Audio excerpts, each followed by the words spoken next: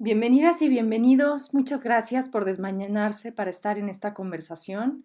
Espero que todos estén listos con un café e igual de entusiasmados que yo en escuchar a Christer y las recomendaciones que tiene para nosotros. Para quienes no me conocen, mi nombre es Sabine Küfner y dirijo Redbox Academy, la plataforma educativa de Redbox Innovation. La plática con él va a ser en inglés. Al terminar compartiremos un pequeño takeaway con los puntos más importantes que platicamos el día de hoy. Unas pequeñas recomendaciones en cuanto a Zoom: se encuentran desactivadas las cámaras y los micrófonos, pero pueden utilizar la sección de preguntas y respuestas y el chat, cuyos botones se encuentran en la parte de abajo para interactuar con nosotros. Muy bien, empecemos. Good morning here. Good afternoon to you in Denmark, Christer. Thank you very much for being here with us today. Christer Windeløv-Lidzélius is CEO and principal of the alternative design and business school KAOSPILOT in Denmark, which has developed enterprise and leaders for almost 30 years now. Our planning for this conversation started with a post we did about one of your models. Let me share it with everybody. And this is really my intention today, to have a meaningful and useful conversation which fills us all with energy. Can you tell us more about it, how it came about, and how to use it?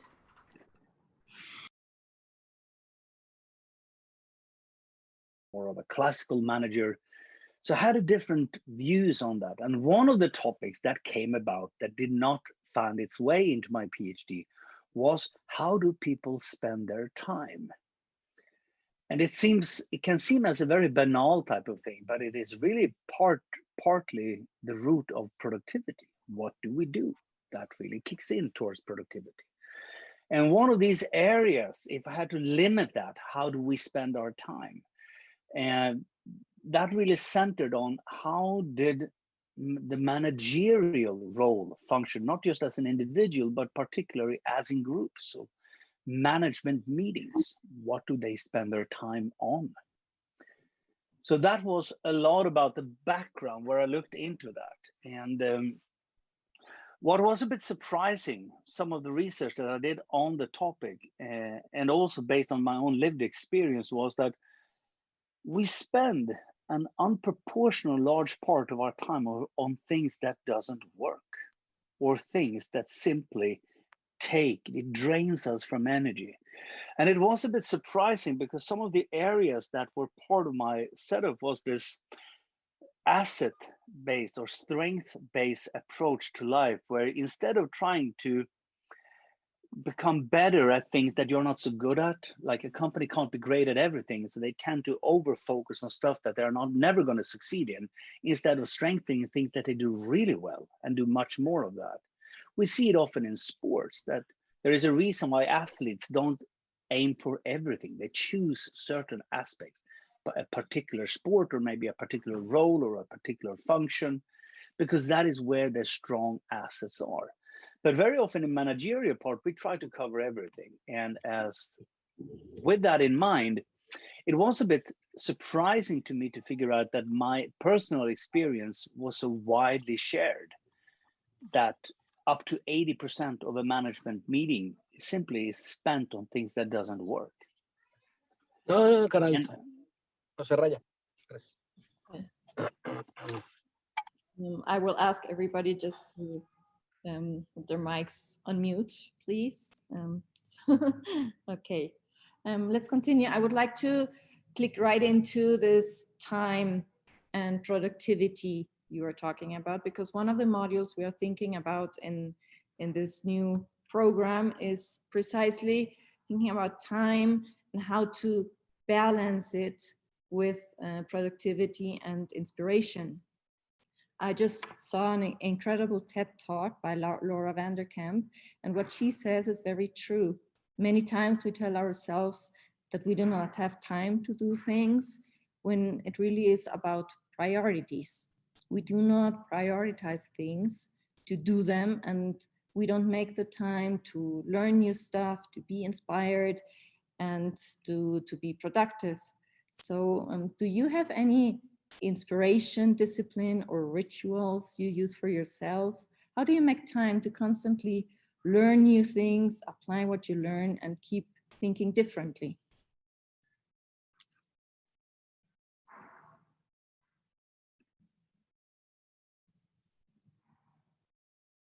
I think you're on mute, my dear Christer. Sorry, yes. See how quickly we are disciplined into the minute we don't speak, we immediately mute ourselves. Right. Who would have thought that a year ago? But I very much concur with that comment. I firmly believe that every leader must have time and money. No one wants to work for someone that never have time or money. That is part of the managerial setup, basically, to free up time and free up resources to do what is effective and what is meaningful. That is simply part of the game.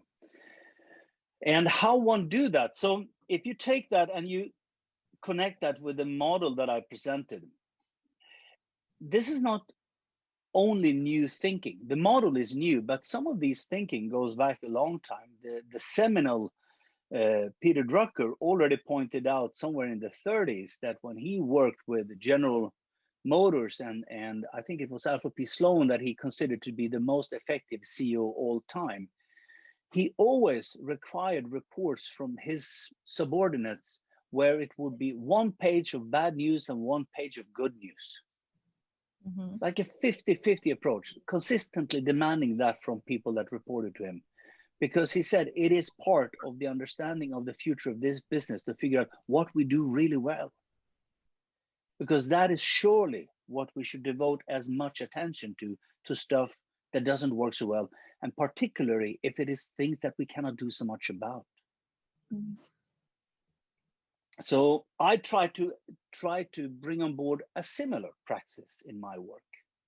Mm-hmm. Where I try to ensure that whenever I have, say for instance, when we make $1, we try to save $1. When we have meetings and my colleagues come in with points they think is of importance, and if I see that there are basically only things that needs to be remedied or changed or amended, I always ask about, so tell me something that works really well as well. What have we done now? And it has that interesting psychological effect that we feel that we feel that things are good, right? We make ourselves aware that the world is not just gloom and gloom. It creates a sense of positivism in our work. So basically, it is simply about ensuring that you don't lose focus on making priorities between what works and what doesn't. And it also depends a lot on the leaders, right? Just as you said, there's certain qualities these leaders need to have.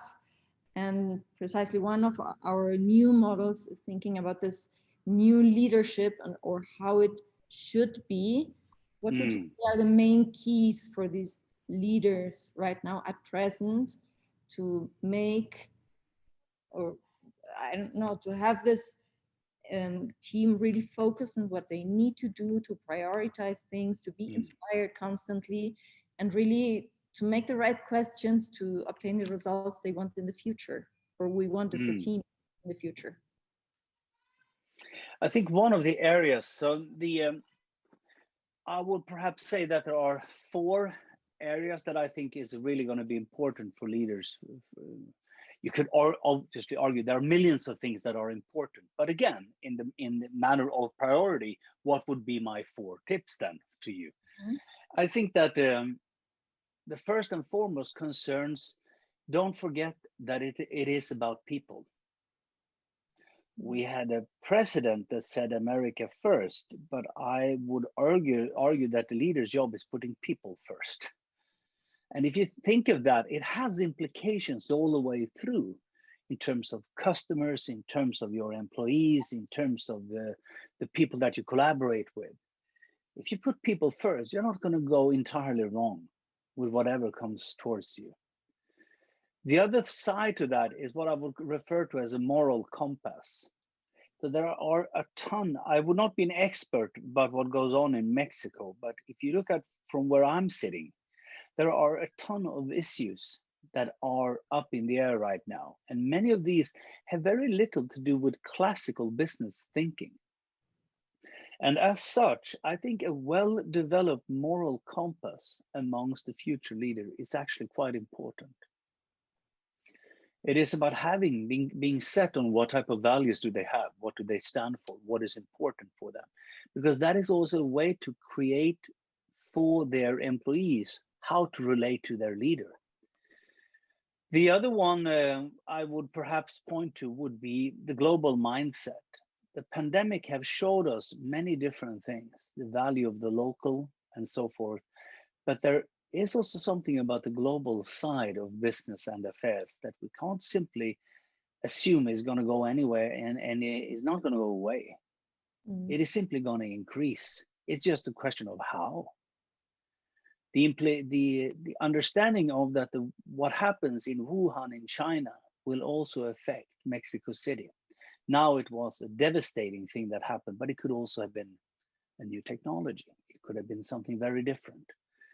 So in that light, there is a need for a leader to have some sort of, not just a moral compass, but also some sort of scanning on what goes on in the world. And last but not least, they need to be maneuverable.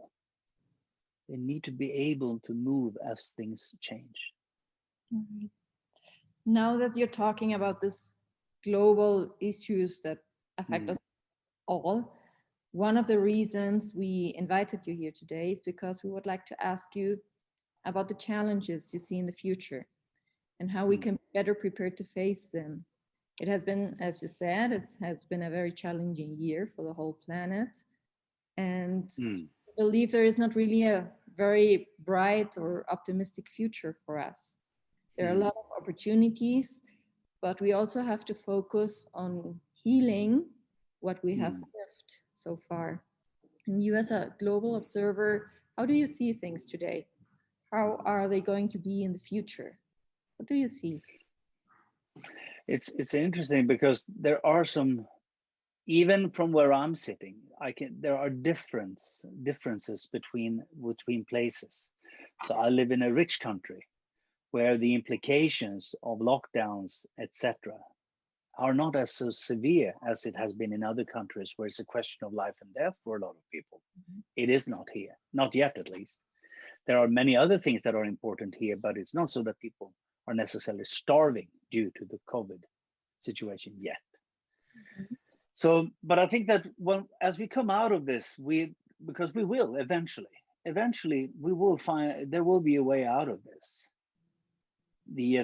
One of the things that I think we will be sitting with is that we will have a more nuanced understanding of that we are not as much in control as we assumed. Seen from a Northern European perspective, we have lived since the end of the Cold War with basically relatively small we have never experienced something like this, not even during World War II up here, if you don't count in the countries that were actually at war. So this thing is that there are things that can happen in the world that is simply beyond any single nation or company's reach, that can affect me and my small business, me and my leadership practice. I think that is going to be one of those things that really stand back, that we will understand more. It's a more volatile place than we perhaps imagined it to be. It's not just about competition, about new technologies. It is simply things that could take away entire markets, entire lives for that matter. We will also come back, I think we will sit back with a lot of humbleness. We have been humbled in this year that has been so far.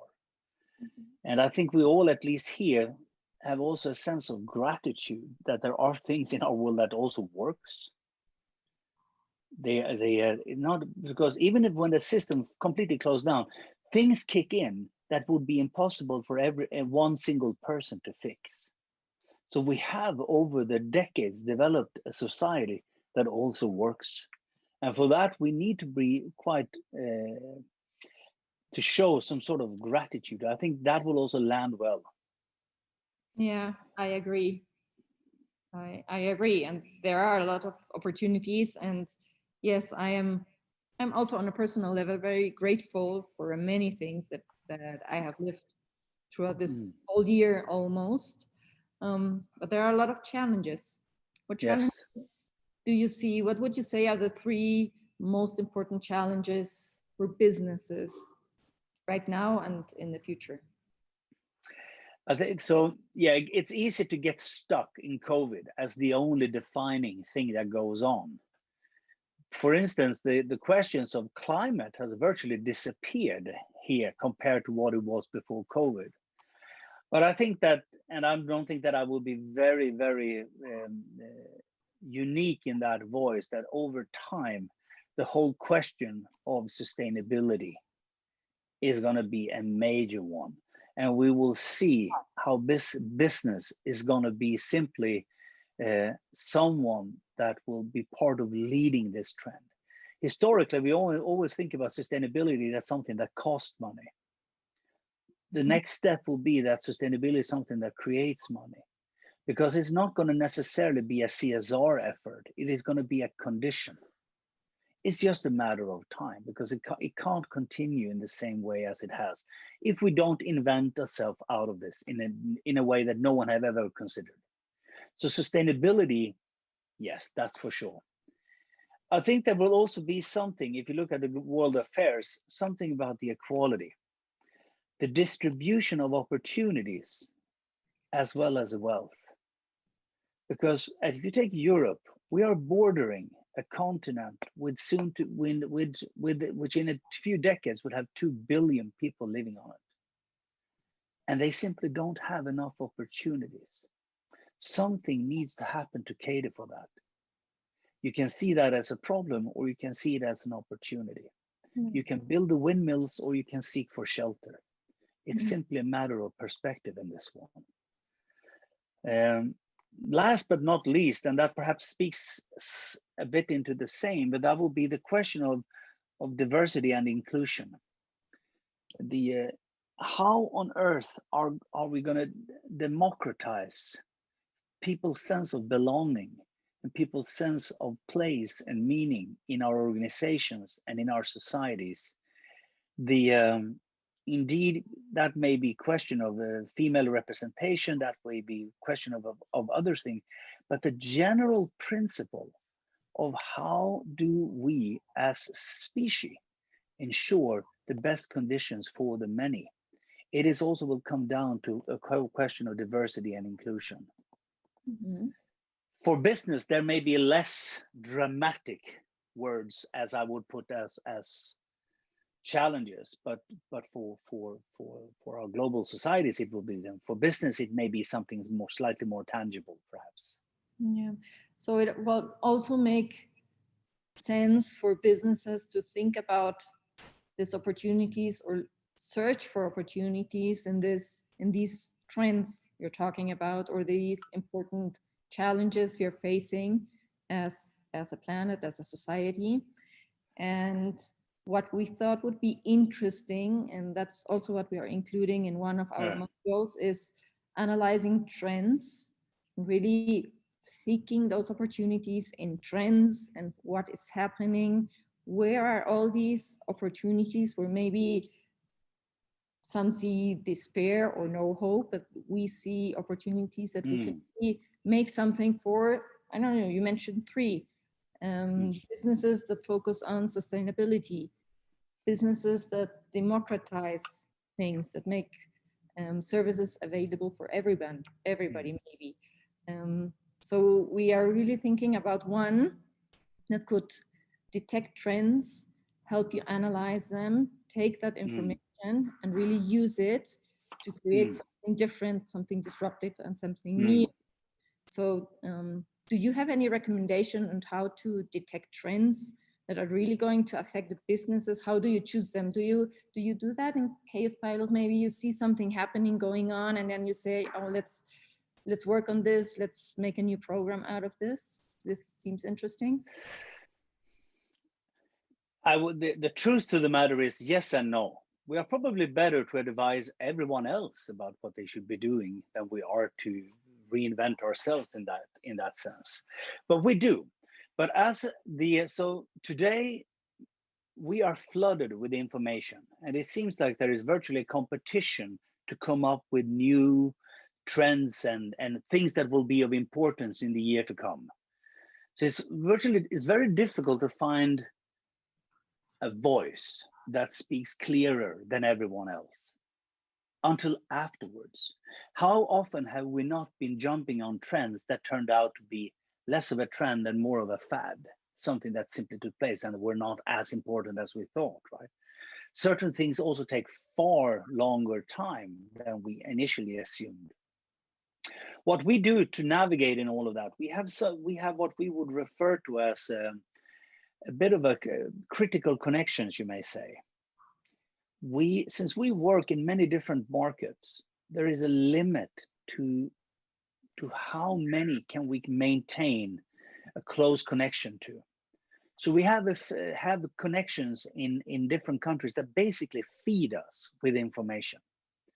These are people and organizations we trust. So when they tell us this is going to be of importance for you, or this is something that is taking place, you should be aware of that, we take that to heart.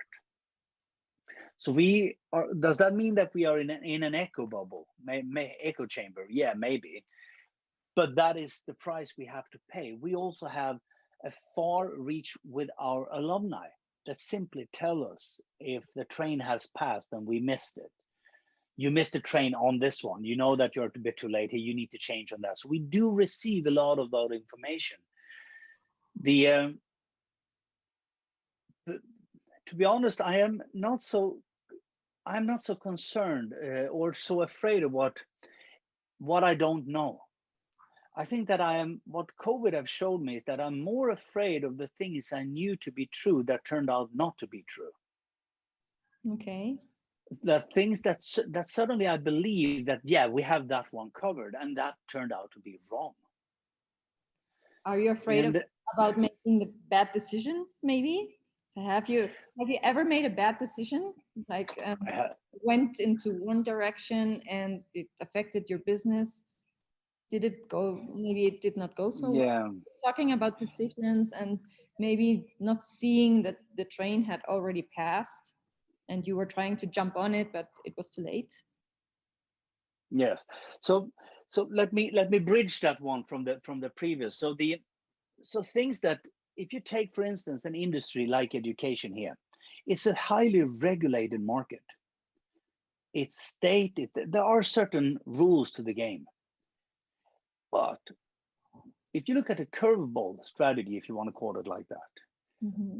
what would be severely damaging to us is not necessarily that other schools do more like us. That is damaging and it can erode us over time. But what if there would be an offering that we would never have seen coming from an adjacent industry that suddenly leapfrogged in the entire thing that we were doing? To some extent, that is happening in education, that some of these MOOCs, open platforms, private actors, they drive in. But today we still are able to maintain some sort of dominance because we hold the key, which is the diploma. Mm. If you take that out, what then? Would we necessarily be a better consultancy education than working 2 years at McKinsey? Probably not, right? So there are certain things in that. And then in terms of decision making, I would say that I have never consciously made a bad decision. Mm. I think in retrospect, you could argue how good certain decisions were. I have done several that have turned out to be wrong or less effective, if you want. But there is also the other thing with some of these things, which is, I think, I am more scared of when I talk to leaders, and that is the inability to make decisions, even if you don't have all the information. So today I sense that many leaders end up in a situation where they are really afraid of making a bad decision, so they make none. Yeah. Right. Which in effect is actually a decision in itself. Virtually every decision that I've made that turned out to be wrong has not been so wrong that we haven't learned anything from it. There's been something that has come out that has been valuable. It may be a matter of perspective on how you look at things. So it's often more of a gray zone that you make a decision and it didn't turn out to be 100% good, but it certainly did not to be 100% bad. Yeah, and you learned from it. And you learn from it, right? Gave you something back, and if you react and work on it, maybe you can turn it around and really make something out of it that really works. Yeah, and maybe where if I needed to put into something, where sometimes I've made managerial decisions at KAOSPILOT and I haven't secured the buy-in from people. There is simply not the commitment amongst the staff. Here I can see that these decision has been less effective than the intention was, or my assumption was. So that is something that I've taken more to heart over time, that even if you are the CEO, your word is the final word. That is not the same as that people will work really hard to make it happen. They may do it because buy into it. So you have to be able to convince them and enthusiasm, really create enthusiasm around your idea to make it really happen. Yes. And also perhaps also be slightly more invisible from time to time, that some of these ideas is shared. It's not just mine. It could be ours. It could be theirs. So, but the whole point is, if you really want to work with something that is going to change status quo in your company, you need to have some sort of buy-in. And as a CEO, I've also learned from hard experience that don't throw yourself at stuff that you don't have your own heart with you in. Right. Very important. It is actually, and that I've learned the hard way. Okay, I would like to ask you one final question. I know you are working on a new book about a new world of work seen from the eyes of creatives, some sort of like that. Tell us about it. What work will actually create the future we want? What is your book about? Yeah, given my work at the KAOSPILOT, obviously, how do I measure success? Well, it's what happens with my alumni. How well do they perform? What type of jobs do they get? What companies do they create? What changes do they make in society? So I have a natural inclination of that. But I've also seen that many of people that we work with, there are some structural and behavioral changes taking place in the marketplace. And with the growth of technology, where the promise is basically this: anything that can be digitalized will be digitalized, meaning that in the future, there may be much less jobs than today, or at least quite a substantial difference in type of jobs than today. And the holy grail still then remains. People that are creative, or creativity as a topic becomes the thing that people will invest more and more in. We need more of that because everything else can be automatized. But these people then are supposed to be the creatives. What do they do? What do they want? So on what? And what we have seen in our research, which has been both a qualitative and a quantitative, stretching actually from Canada to Brazil to South Africa to Japan to Germany and Denmark, is that the creatives have quite a varied view on their life, where they really bring creativity to the center of what they do. Creativity is the objective. It is not necessarily the means. For a company, creativity is the mean to obtain, say, profit. It is not the same for the creatives. We also see that there is a high level of suspicion when it comes to other people's organizations. Many creatives feel used, and they say, yeah, it's only about power structures and paternalistic leadership roles, etc. I don't want to have anything to do with it. So there may be an interesting situation in the future where companies are looking for these creatives, these that do not fit in, the outsiders, that have a proven track record of creativity, but they simply do not want to work for you. Yeah, right. And that may create a very interesting friction in society. So how on earth are you going to bridge that? You as a company probably need to change in order to bring them on board. And that, I think, at least from the interviews, the more in-depth interviews I've had, that has not fully happened yet. So all of the creatives we have spoken to, they always experience some sort of limitation when they join a company. And not healthy. It's not a healthy friction because they leave. And that, I think, will be a very interesting. There are a ton of other insights along the way, but I will share that with you if you're interested over time, what will come out of that. But because there is something about both scope and range, something about structure. Also, there are particular views on what is effective leadership when you want to lead creativity. It is not necessarily what I assumed it to be when we started out on this journey. It is also interesting how they view what is a successful life, which goes far beyond maybe our normal considerations, where they perhaps are focusing more on quality rather than quantity, that they are deselecting a lot of things. Yeah. Where the question of career is actually not job, but it's work. So much input, and I think who knows? Maybe when you get your program up and running, maybe something of this could serve as inspiration for your students in that. No, it has been, yeah. Your insights and recommendations really have been wonderful for us. We have worked on this program for several months now. The consultancy team, the inspiration, the team here, the creatives here at Redbox, we really had a lot of discussions on what should this new program look like, what are the skills that are needed, what do we need to offer to our alumni. And I also had some interesting conversations with our alumni. I asked them, well, what do you need? What are the themes that you're interested in? And it's very reassuring to see what you are seeing and what they told me. It's very similar. So I'm really happy for it. Thank you very much for your insights. And I would like to introduce now the program. It's very, very short, and then give some minutes for questions and answers. I believe there are a lot of questions for you, so I will give our participants here some time to ask you some questions.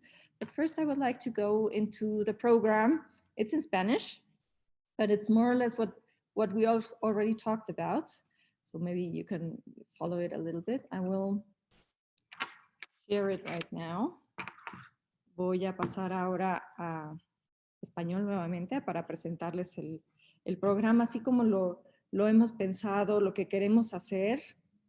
A ver qué opinan también. O sea, si ven algo así, después de esta conversación con Christer, que es sumamente inspiradora y que nos da tanta información sobre lo que necesitamos para prepararnos para el futuro. Entonces, lo primero que me gustaría preguntarles es, bueno, ¿en dónde quieren estar en el 2030? Si se imaginan los siguientes 10 años, ¿qué se imaginan? ¿Cuáles son las posibilidades que tienen enfrente? ¿Qué es cómo quieren llegar ahí? ¿Cuáles son las herramientas y cuáles son las cosas que quieren hacer? Saben que el camino va a ser complicado, rocoso, va a haber problemas, pero más que paralizarnos ante todas esas situaciones adversas que nos podemos enfrentar, pues qué oportunidades hay. Y un poco de lo que hablamos ahorita con Christer, pues sí, o sea, nos habló de eso, ¿no? Hay muchas oportunidades allá, hay quien se paraliza, hay quien no las ve, pero nosotros sí las podemos ver. Entonces, ¿de qué herramientas podemos apalancarnos para sacarlas adelante y responder hacia el futuro que nosotros queremos? Entonces, de ahí nació esta idea de un programa, lo llamamos Inspiring Innovation. Es este programa que les ayuda a identificar esas posibilidades, analizándolas a detalle, de encontrar esas formas de persuadir a su favor, lo que decía también Christer hace un momento, ¿no? O sea, el buying in hacia esa idea y construir realmente con nuestros equipos una narrativa que transforme el negocio hacia el futuro. ¿Cómo le podemos hacer? Y como nos lo imaginamos, es un modelo, un programa de 6 módulos que tienen una secuencia, que están construidos uno sobre otro. Uno es Anomaly Lab, que es justo hablando de estas tendencias, ¿no? Qué cosas están afectando allá afuera y de qué nos podemos apalancar. Sobre eso, bueno, ¿cómo tomamos esas decisiones para entender hacia dónde nos debemos dirigir, qué es lo que debe de hacer nuestro negocio? Ya que tenemos eso, ¿cómo construimos nuestra historia alrededor de esa idea disruptiva que queremos hacer? ¿Cómo realmente la hacemos poderosa?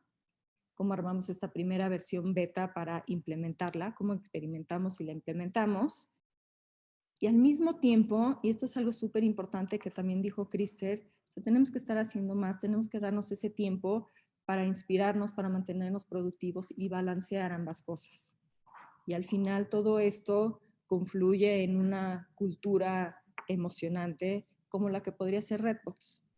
Entonces, si nos vamos a los módulos individuales, cada uno, este se llama Anomaly Lab, ¿no? Estas anomalías que crean la disrupción. ¿Cómo entendemos aquellas cosas que están pasando allá afuera, aquellas tendencias? ¿Cómo podemos realmente subirnos, como decía Christer, ¿no? O sea, que no se nos vaya el tren, sino realmente subirnos al tren en el momento que está sucediendo para ofrecer aquellas posibilidades, aquellas soluciones que se están necesitando en el futuro. ¿Cómo podemos tomar mejores decisiones? Y aquí el equipo de consultoría lo había planteado como un don't fool yourself, ¿no? Muchas veces nosotros mismos somos los más fáciles de engañar porque tenemos sesgos cognitivos que influyen en cómo tomamos decisiones. También le preguntaba a Christer hace un momento, ¿no? O sea, ¿cómo tomas esas decisiones? ¿O te ha pasado eso? ¿Has tomado una mala decisión? Y pues sí, o sea, seguramente todos aquí lo hemos hecho, pero ¿cómo realmente lo podemos hacer para evitar esos sesgos que tenemos nosotros en nuestra cabeza y analizar correctamente de qué modelos mentales nos podemos apalancar para tomar mejores decisiones sobre esas ideas que queremos implementar? ¿Cómo construimos historias con contenido poderoso? ¿Cómo persuadimos a nuestro favor? Pero sobre todo también, ¿cómo hacemos que las personas que necesitan estar on board, buying in a nuestra idea, ¿no? Que realmente se suban a bordo y que realmente los convenzamos para que las cosas sucedan? ¿Cómo lo construimos correctamente y cómo hacemos que el enfrente, que puede ser nuestro jefe o puede ser nuestro equipo, de antemano esté susceptible a recibir esa información y lo vaya entendiendo y lo vaya asimilando y nos lo acepte? Esta parte de desarrollar, arma tu versión beta, ¿no? Desarrolla un pensamiento de experimentación, juega con matemáticas de probabilidades de éxito. O sea, realmente aprende a utilizar herramientas que te permitan, pues, entender muy bien cuál de tus ideas tiene una mayor probabilidad de éxito y hacer más. O sea, esta parte tan importante de balancear entre pues, nuestra vida productiva, muchas veces nos gana el tiempo, estamos en el día a día, tenemos que sacar cosas, pero es muy importante al mismo tiempo mantenernos siempre inspirados. ¿Cómo lo podemos hacer? ¿Cómo podemos estar constantemente inspirados al mismo tiempo que estamos siendo constructivos y productivos? Y regresando a cultura, y es algo que tenemos muy arraigado aquí en Redbox, a mí me encantaría ponerle a este módulo Giving Goosebumps, ¿no? Y que es algo que tenemos pegado en un letrero de acá atrás. O sea, ¿cómo creas una cultura que te dé esa piel chinita, que te emocione, que los proyectos que veas que hacen que tus compañeros sean emocionantes, te apasionen? También que apasionen a tus clientes, que cuando tus clientes vean esos proyectos increíbles que estás sacando allá afuera, ellos mismos salgan así emocionados, inspirados, le digan, sí, o sea, lo hiciste increíble y esta es justo la solución que necesito para mi futuro. Entonces, esto es lo que les queríamos presentar. La idea de este programa es que salga en abril. Me pueden contactar, por supuesto, si para recibir información ya sobre las fechas, cuándo iniciamos. Y me gustaría cerrar con ustedes. ¿Qué les pareció esta plática? Would you like to ask Christer something about the program, something about the future? Would anyone like to ask him something? You can use the chat. Pueden usar el chat o la sección de preguntas y respuestas. Okay, there's one question for you. When you talk about shifting from successes and failures to useful or not useful decisions, which tools or rituals do you use to extract learnings from previous experiences? If I understand the question correct, so how do we assess, basically, and later from that, what learnings do we draw? So we tend to take that quite seriously, actually, and because for a bit of time we worked. Do you remember when it was called intranet, and you were doing all these things and you were saving it on intranet, and that was somewhat building up the intellectual digital intellectually capacity at the company. The problem was that no one ever revisited whatever you did last year. So the assessment you did last year, no one really went back to look into what was it that came out of that one as compared to this year. So we focus a lot on what we call feed forward. So we do a lot of feedback sessions, a lot of reflection over action as methods. And we do that in space with the attention of always what is going to be different for the next time. What are we going to take with us? So I would argue that the way what functions for us is more the qualitative side and the particular curation of questions we ask when we do the assignment. See, if you take, for instance, now we did an assessment of the year that passed when we were here around Christmas. So the set of questions that, for instance, we worked with in the staff was, what are the 3 most positive things you take with you from the whole COVID situation at the school? Because the assumption is that there is none, but you force people to think about that. And the second one was, what would you like to leave behind? And what would you like to see more of in the year to come? So questions like that was very important for us because it drives behavior. Very often our assessments, right? One thing is if it's easy, how much did we sell of that product? How come we didn't sell more? What would be the natural steps, things to do? Those are more easy for us, at least, because the type of business we are in. That may be very different if you, I don't know, if you sell milk, perhaps. Maybe it's a very different type of decision-making process based on the factual evaluations. But take, for instance, in our way, we would say what would be one key performance indicator? That would be how many applicants do we have for our different courses? Well, that was lowered due to the whole COVID. Simply the uncertainty impacted that a lot. So the evaluation on the fact that, yes, it was lower, that was very easily done. The metrics are already in place. The big question is the interpretation of how come. And what type of things do you put in place to try to remedy that? And in our particular view, we try to always have, say, 2 potential solutions operating at the same time so we can compare what tend to work. So that's how we do it. Was that an answer to your question? I believe so. I think so. There's another one talking about resilience. No. How about the concept of resilience in a moment like this one? A natural priority right now will to be close frontiers for a long time, arise nationalism and focus on individualisms. That's what he says. From the energy functional perspective, are we managing the crisis all the way wrong? We're talking about resilience. Yeah, so I think resilience is a great metaphor and a great concept for understanding what systems and indeed organizations is all about, but perhaps also on an individual level. How resilient are we? What is our capacity to respond or get back on track or get back up on the horse if you want? I think the challenge when it comes to resilience relates a bit to what do we effectively do to promote resilience, because it can easily be a managerial slogan. We need to be more resilient. Yes, but how do you do that? And here, I think we are touching upon something that I will think will be key in the perhaps in the next decade, and that is the learning strategy of things. How companies are going to cultivate their learning strategies. Because resilience, in my view, comes from some sort of discipline training.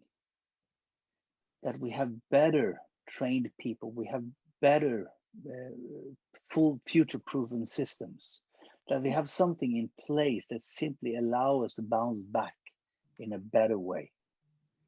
But that does not come without some effort.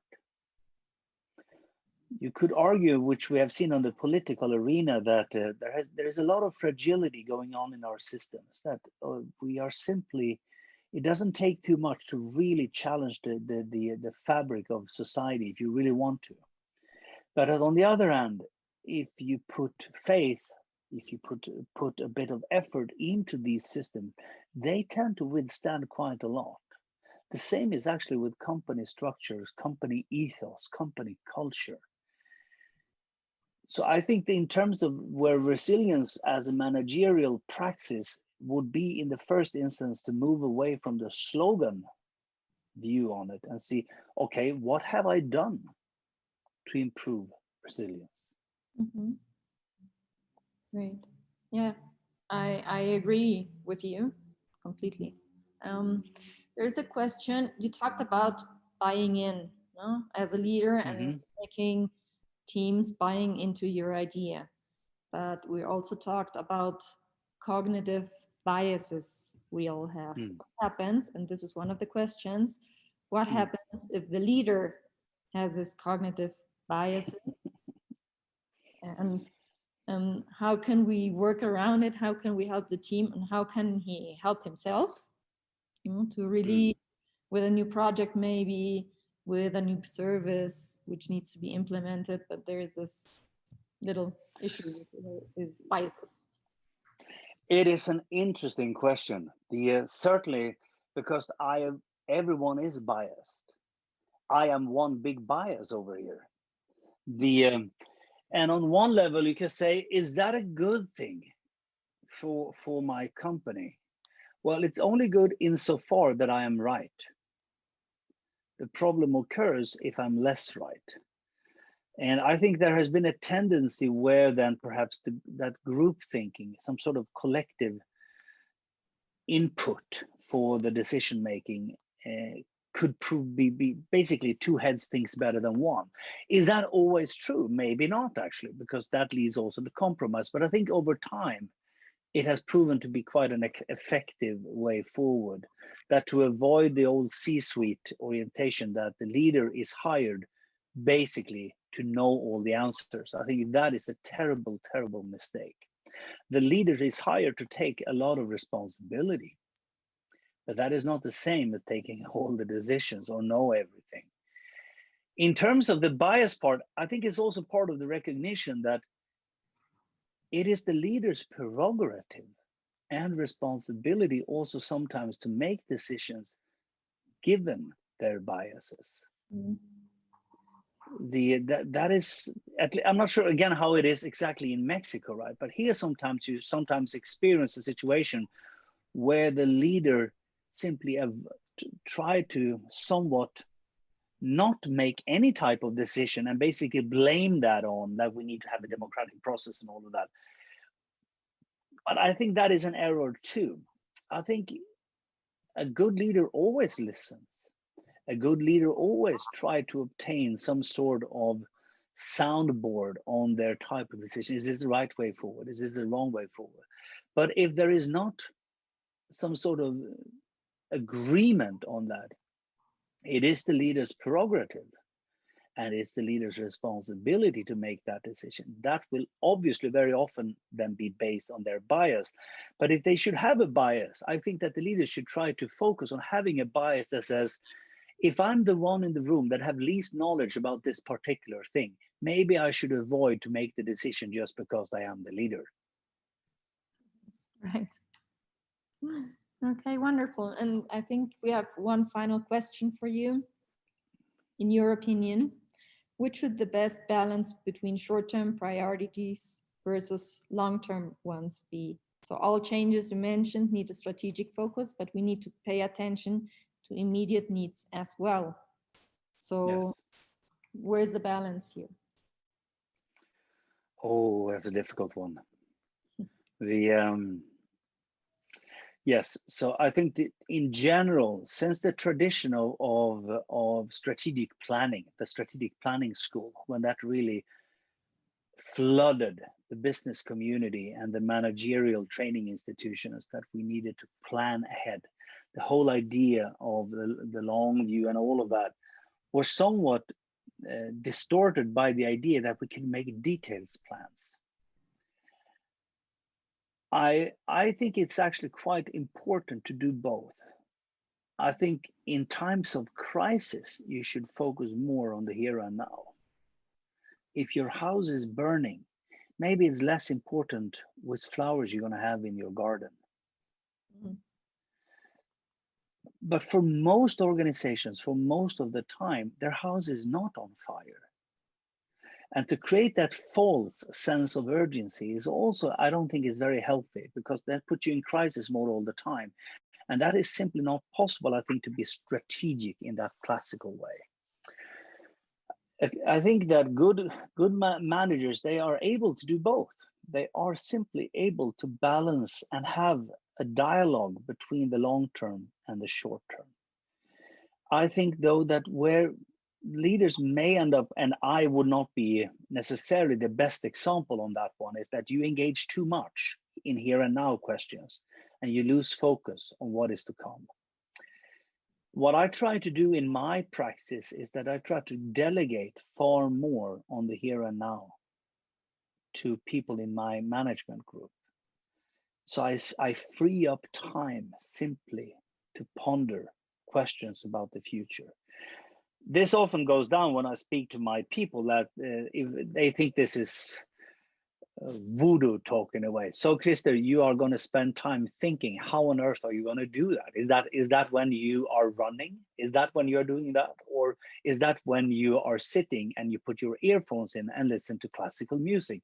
Is that when you do your long-term planning? How come that you can't come up with a result? Well, all of that is part of that long-term thinking. I also try to emphasize that we do scenarios at our school. At least once a year, we try to do some sort of scenario, what if type of questions. Sometimes these directly feed into our strategic direction. And sometimes they are simply becoming a red lamp. I say, we need to be careful about this.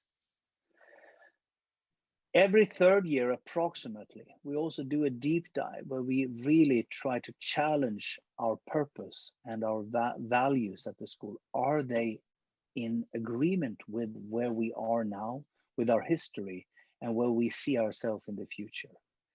Does it resonate? Do they speak to us?